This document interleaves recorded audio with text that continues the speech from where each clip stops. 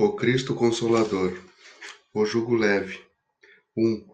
Vinde a mim, todos vós que estáis aflitos e que estáis sobrecarregados, e eu vos aliviarei. Tomai meu jugo sobre vós, e aprendei de mim, que sou brando e humilde de coração, e encontrareis o repouso de vossas almas, porque meu jugo é suave e meu fardo é leve. São Mateus, capítulo 11, versículos 28 a 30. 2. Todos os sofrimentos, misérias, decepções, dores físicas, perda de seres queridos, encontram sua consolação na fé no futuro, na confiança na justiça de Deus que o Cristo veio ensinar aos homens. Sobre aquele, ao contrário, que não espera nada depois desta vida, ou que duvida simplesmente, as aflições se abatem com todo o seu peso, e nenhuma esperança vem suavizar-lhe a amargura. Eis o que levou Jesus a dizer: Vinde a mim, todos vós que estáis fatigados, eu vos aliviarei. Entretanto, Jesus coloca uma condição à sua assistência e à felicidade que promete aos aflitos. Essa condição está na lei que ensina. Seu jugo é a observação dessa lei, mas esse jugo é leve e essa lei é suave, uma vez que impõe por dever o amor e a caridade. Consolador prometido. 3. Se vós me amais, guardai meus mandamentos. E eu pedirei a meu Pai, e ele vos enviará um outro Consolador, a fim de que permaneça eternamente convosco, o Espírito da verdade, que o mundo não pode receber, porque não o vê e não o conhece. Mas quanto a vós, o conhecereis, porque permanecerá convosco e estará em vós. Mas o Consolador, que é o Santo Espírito, que meu Pai enviará em meu nome, vos ensinará todas as coisas e vos fará relembrar de tudo aquilo que eu vos tenha dito. São João, capítulo 14, versículos 15 a 17 e 26. 4. Jesus promete um outro Consolador, o Espírito de verdade, que o mundo não conhece ainda, porque não está maduro para o compreender, que o Pai enviará para ensinar todas as coisas e para fazer recordar aquilo que o Cristo disse. Se, pois, o Espírito de verdade deve vir mais tarde ensinar todas as coisas, é que o Cristo não disse tudo. Se ele vem fazer recordar aquilo que o Cristo disse, é porque isso foi esquecido ou mal compreendido. O Espiritismo vem, no tempo marcado, cumprir a promessa do Cristo. O Espírito de verdade preside a sua instituição. Chama os homens à observância da lei e ensina todas as coisas em fazendo compreender o que o Cristo não disse senão por parábolas. O Cristo disse que ouçam os que têm ouvidos para ouvir. O Espiritismo vem abrir os olhos e os ouvidos, porque fala sem figuras e sem alegorias. Ele ergue o véu deixado propositadamente sobre certos mistérios. Vem, enfim, trazer uma suprema consolação aos deserdados da terra e a todos aqueles que sofrem, dando uma causa justa e um fim útil a todas as dores. O Cristo disse: Bem-aventurados os aflitos, porque serão consolados. Mas de que forma se achar feliz sofrendo, não sabendo por que se sofre? O Espiritismo lhe mostra a causa nas existências anteriores e na destinação da Terra, onde o homem expia seu passado. Mostra-lhes o objetivo naquilo em que os sofrimentos são como crises salutares, que conduzem à cura e são a depuração que assegura a felicidade nas existências futuras. O homem compreende que mereceu sofrer e acha o sofrimento justo, sabe que esse sofrimento ajuda o seu progresso e o aceita sem lamentar. Como o obreiro aceita o trabalho que deve lhe valer seu salário, o Espiritismo lhe dá uma fé inabalável no futuro e a dúvida pungente não mais se abate sobre sua alma. Fazendo-o ver as coisas do alto, A importância das vicissitudes terrestres se perde no vasto e esplêndido horizonte que ele abrange, e a perspectiva da felicidade que o espera lhe dá a paciência, a resignação e a coragem de ir até o fim do caminho. Assim, o Espiritismo realiza o que Jesus disse do Consolador prometido: conhecimento das coisas que faz o homem saber de onde vem, para onde vai e por que está sobre a terra. Chamamento aos verdadeiros princípios da lei de Deus, a consolação pela fé e pela esperança. Instruções dos Espíritos, advento do Espírito de verdade. 5.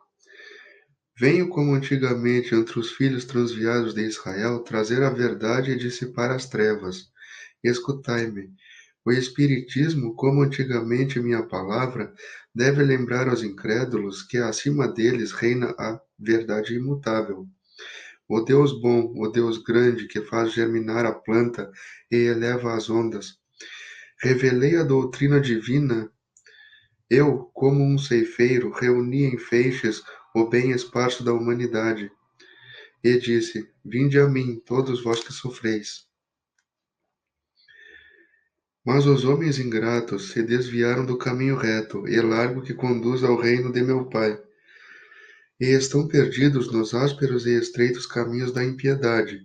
Meu Pai não quer aniquilar a raça humana, quer que vos ajudando uns aos outros, mortos e vivos, quer dizer, mortos segundo a carne, porque a morte não existe, vos socorrais e que, não mais a voz dos profetas e dos apóstolos, mas a voz daqueles que não estão mais sobre a terra se faça ouvir para vos proclamar: orai e crede, porque a morte é a ressurreição, e a vida é a prova escolhida durante a qual vossas virtudes cultivadas devem crescer e se desenvolver como o cedro.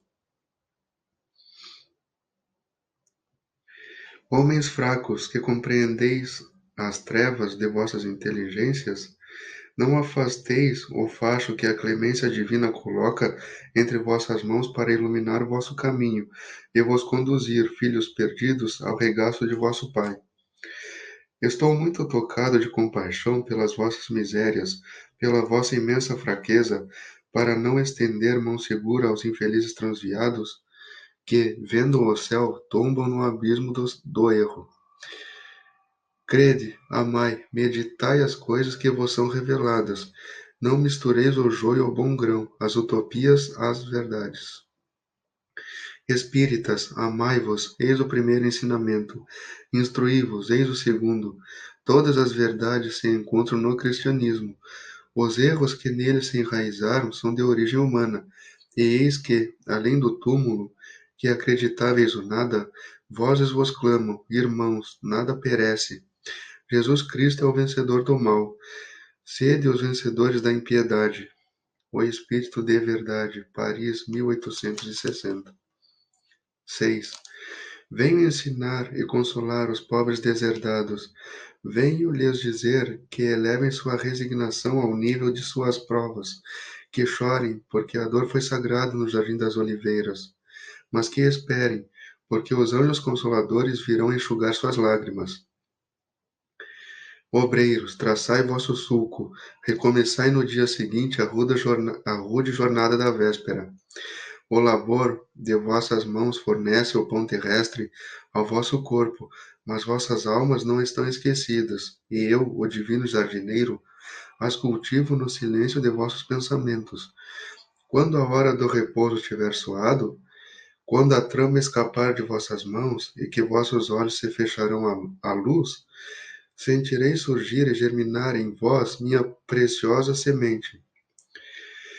Nada está perdido no reino de nosso Pai, e vossos suores, vossas misérias formam o tesouro que deve vos tornar rico nas esferas superiores, onde a luz substitui as trevas e onde o mais desnudo de vós todos será talvez o mais resplandecente.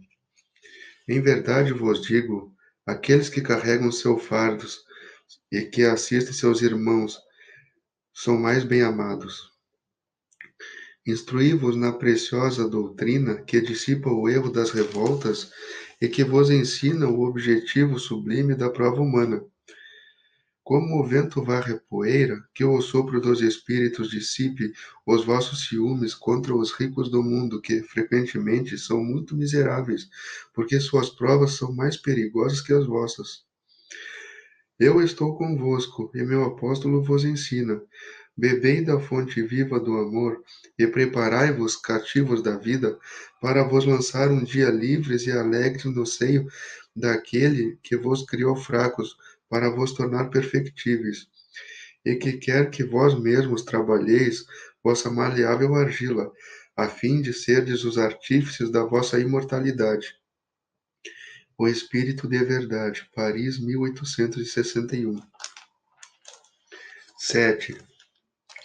Sou o grande médico das almas, e venho vos trazer o remédio que as deve curar. Os fracos, os sofredores e os doentes são meus filhos prediletos, e venho salvá-los. Vinde, pois, a mim, todo vós que sofreis e que estáis sobrecarregados, e sereis aliviados e consolados. Não procureis alhures, a força e a consolação, porque o mundo não as pode dar. Deus fez aos vossos corações um apelo supremo pelo Espiritismo. Escutai-o, que a impiedade, a mentira, o erro, a incredulidade sejam extirpados de vossas almas doloridas. São esses os monstros que se saciam de vosso sangue mais puro e que vos ferem quase sempre mortalmente. Que no futuro, humildes e submissos ao Criador, pratiqueis sua divina lei. Amai e orai. Sede dóceis aos Espíritos do Senhor. Invocai-o do fundo do coração. Então ele vos enviará seu Filho bem-amado para vos instruir e vos dizer estas boas palavras. Eis-me aqui. Venho a vós porque me chamaste. O Espírito de Verdade, Bordeaux, 1861. 8. Deus consola os humildes e dá a força aos aflitos que lhe a pedem. Seu poder cobre a terra, e por toda parte, ao lado de uma lágrima, coloca ele um bálsamo que consola. O devotamento e a abnegação são uma prece contínua e encerram um ensinamento profundo. A sabedoria humana resiste nessas duas palavras. Possam todos os espíritos sofredores compreender essa verdade, ao invés de reclamar contra as dores. Os sofrimentos morais que são neste mundo o vosso quinhão. Tomai, pois, por divisa essas duas palavras, devotamento e abnegação, e sereis fortes, porque elas resumem todos os deveres que vos impõe a caridade e a humildade. O sentimento do dever cumprido vos dará o repouso do espírito e a resignação. O coração bate melhor, a alma se asserena e o corpo não tem mais desfalecimento, porque o corpo sofre tanto mais quanto o espírito está mais profundamente atingido. O Espírito de Verdade, Le Havre, 1863.